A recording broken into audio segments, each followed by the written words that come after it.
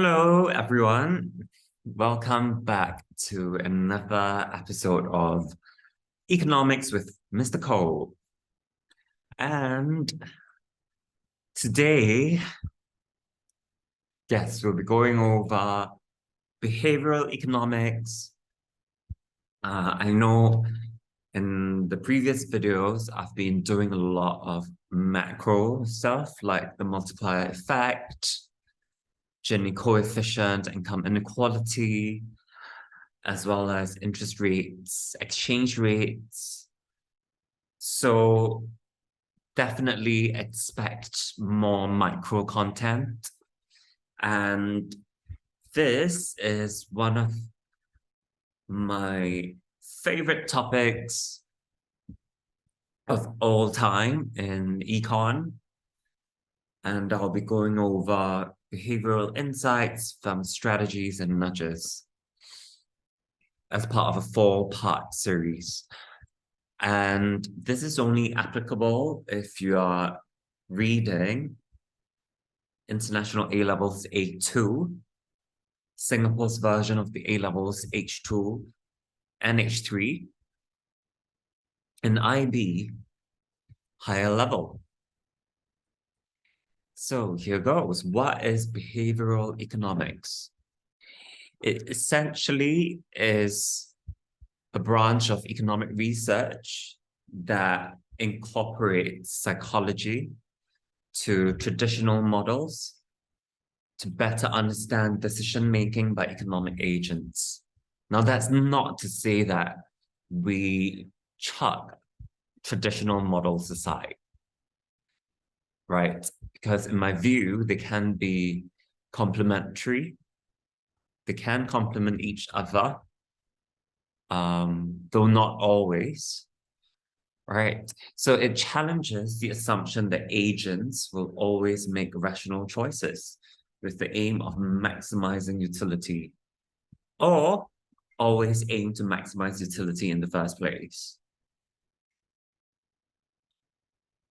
So as mentioned, this is a 4-part video series, and in the first 2 parts, I'll be going over the first bullet point, which is very heavily focused on limitations of consumer rational choice theory.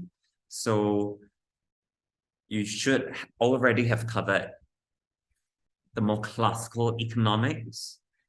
That means rational choice theory and how consumers aim to maximize utility, etc., etc.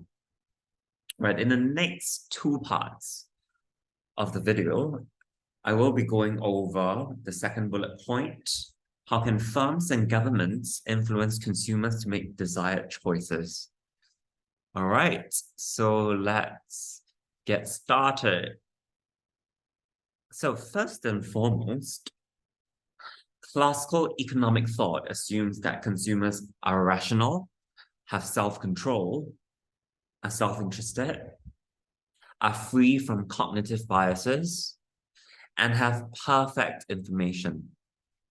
So you would have already learned this, that in classical economics, consumers maximize utility. However, in reality, these are some of the imperfections. By no means exhaustive as a list, but obviously look at your syllabus document and just go over what's in your syllabus, because not every bullet point might apply, right? So, first of all, consumers are in reality subject to imperfect information. For example, and you would have learned this in market failure, a smoker may not know everything there is to smoking. But of course, like with the internet, you might argue we're better informed these days, so smokers would know much more than perhaps like a century ago. or even a generation ago. But consumers still won't have 100% perfect information, so to speak, and very likely would underestimate the actual marginal private cost of smoking cigarettes. So the perceived MPC will be lower than the actual MPC, leading to an overconsumption problem of the demerit good, and hence we have a situation of market failure. Right. So obviously this has surfaced in the topic of market failure. So in this video, I'm going to shift the focus to cognitive biases that consumers might have, right? And these would fall under bounded rationality. So I'll first go over cognitive biases in the form of biased use of information. And that is actually related to the first point on imperfect information, right? And I'm going to tell you why, right? So such biased use of information usually entails systematic deviations from rational judgment and attempts to solve the problem posed by imperfect information. So consumers know that they are subject to imperfect information, right? As human beings, right? We can't know everything. We can't remember everything or process all accurate information to make decisions in a way that rational choice theory would assume. So in order to save time, to reduce the energy that might be expended, and of course, to perhaps even avoid cognitive tasks or reduce the extent of it, right? Mentalization capabilities, right? All of which are needed to make rational choices. Consumers might rely on these biases instead. For example, first and foremost, the rule of thumb, also known as heuristics. So they serve as mental shortcuts for quick decision-making, right? To save time. So snap, snap, right? So it often satisfies rather than maximizes utility in a complex choice. One example would be, especially in, I'm not sure if this is international, but, in Singapore, in some Asian countries, we have got the 11/11 big sale annually. So a consumer might have the rule of thumb that I only shop on the 11th of November when there are sales. It's a belief products are sold more cheaply, right? So these shortcuts shape choices, even though more research, so more energy spent on, just looking through prices every month, a lot of effort, right? And mentalization capability, so a more complete understanding of different options, different retailers, how they promote their stuff, what they do, what they sell. I've got to process all of this information, right, as a consumer.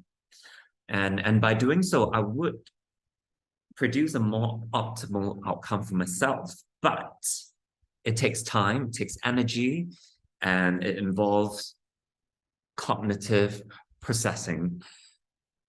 So therefore, some consumers might rely on the rule of thumb to make decisions.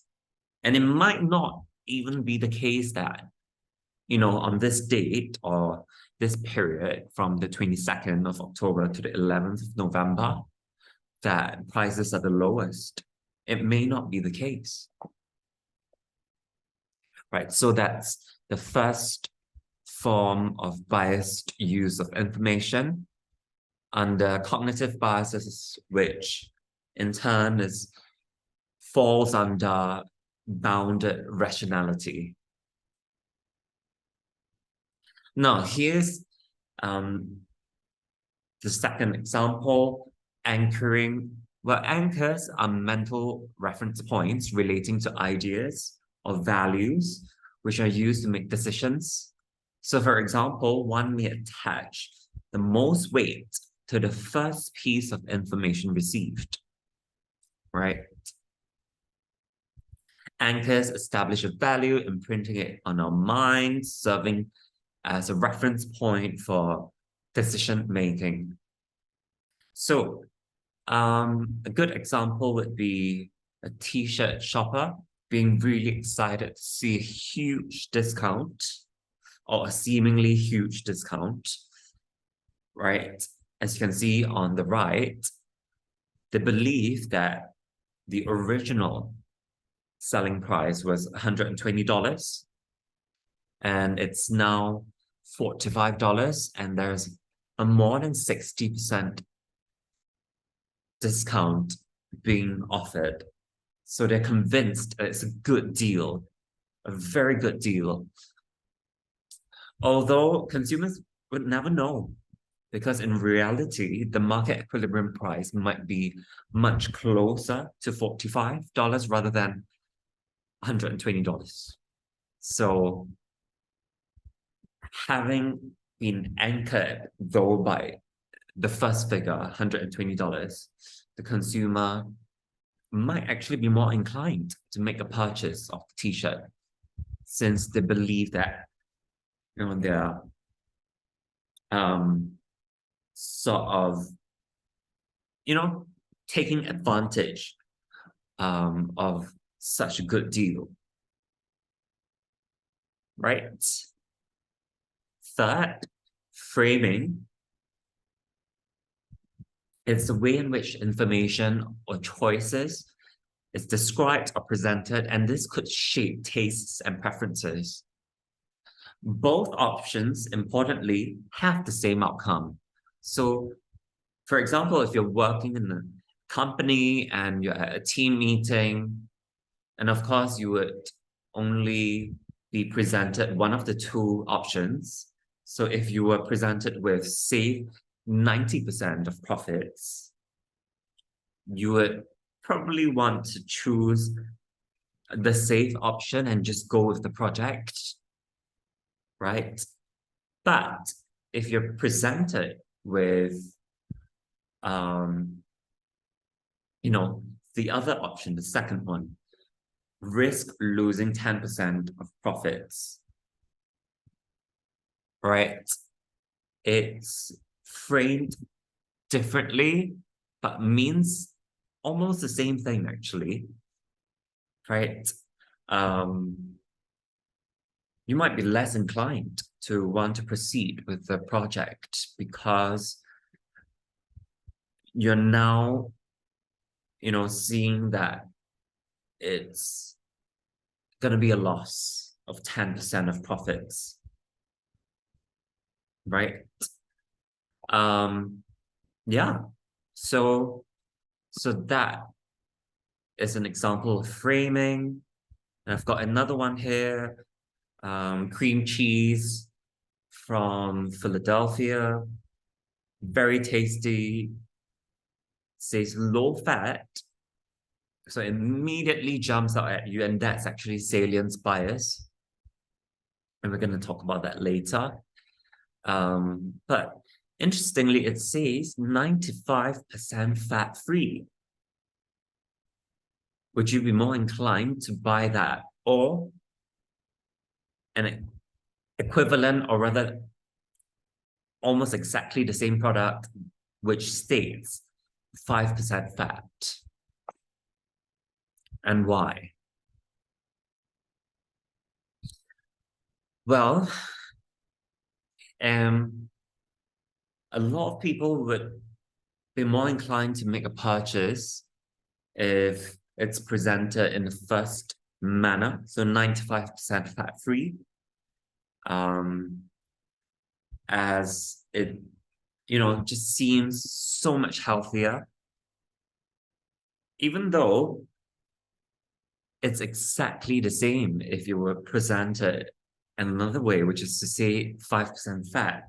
And that's when consumers might be put off and think, no, I might not want it because it's fat content, seems unhealthy. I would rather not buy it. Right? So consumers are unable to take in all relevant information around every choice and must weigh options completely and arrive at a more beneficial choice. Right? So framing, right, used by firms may convince consumers that they're making the desired choice for themselves. Right? So this is very much related to parts 3 and 4 of this video series. Okay. And now moving on to the next form of biased use of information, availability. So consumers believe that something's more likely because of anecdotal experiences or simply because it comes to mind first.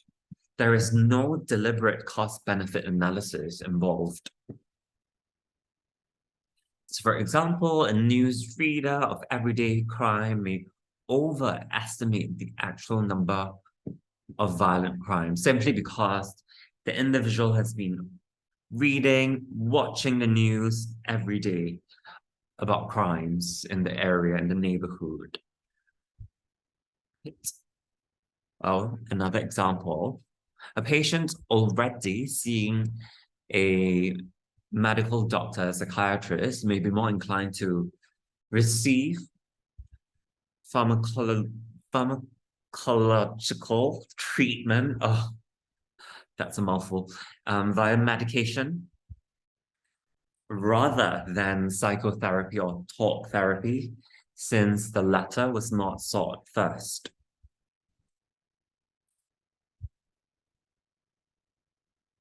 Right, so availability, because the patient saw the psychiatrist first rather than a psychotherapist.